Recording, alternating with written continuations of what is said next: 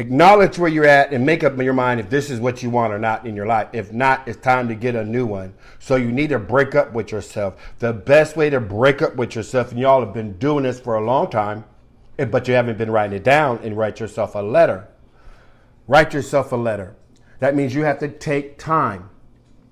When you say that you're going to do this, you're going to go into warfare. Warfare don't necessarily have to be traumatic. It can also be subtle. So you do a breakup letter. You actually write it down. The next thing you do is you need to read it. I sent mine in the mail. You don't even have to go through all of that. That's kind of dramatic. You could, when you get done, read that to yourself. Step away, read it, and tell yourself off. You don't have to have everybody read your nightmare that you want to share. You don't want it, so why you want them to know it? And they're not going to be able to survive it if they're not strong and love you, because they may use it against you and all that, because that's some pretty powerful stuff if you're keeping it 100. If your stuff is raggedy, broke down, and toe up, if you like that kind of stuff because you're into chains and whips, hey, more power to you. All right, judging. Some people like it rough. Some people like it like that. They like drowning. They like the mud all up in their lungs, and they like to be in relationships where it ain't working and you don't know what the person's doing. They got to hide your money and got to be worried about this and worried about that, and people ain't respecting your vision and blah blah blah blah blah blah blah blah blah blah blah blah blah. The things we do when we out there kicking it at the amusement park and we decide to take it home, right? And so we just said, hey, we're gonna do a breakup letter with myself. So it's an ending letter. A breakup letter is an ending letter, and then you read it. Then you gotta have a funeral. You gotta kill it. That's the purpose of a funeral. If you don't got nobody, hit me up.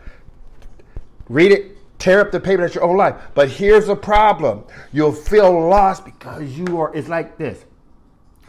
You have no body. You're just like a ghost. Because the old person is dead, but you ain't made a new one. And it's your responsibility to make your new life. You know what I mean? You're gonna have problems because you don't like what everybody's telling you what to do anyway, but yet you don't have a new life because you haven't created it, so you're gonna do what everybody else.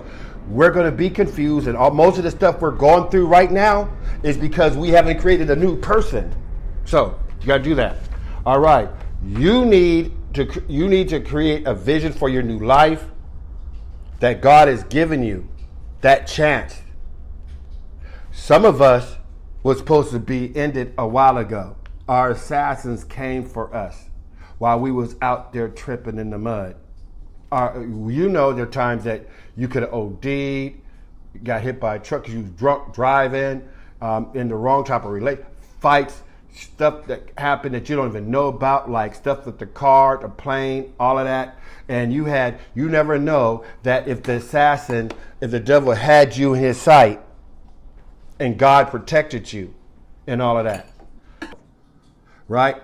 Listen, if you ain't broke up with yourself, don't be coming to me, tagging my canvas with your stuff because you don't want to break up with yourself because you like chains and whips. Eddie Releford do not like chains and whips. I do not like horror stories.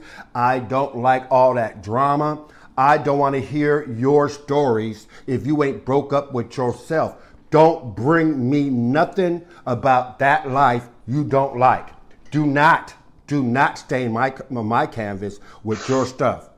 I'm just keeping it 100. I'm putting up boundaries.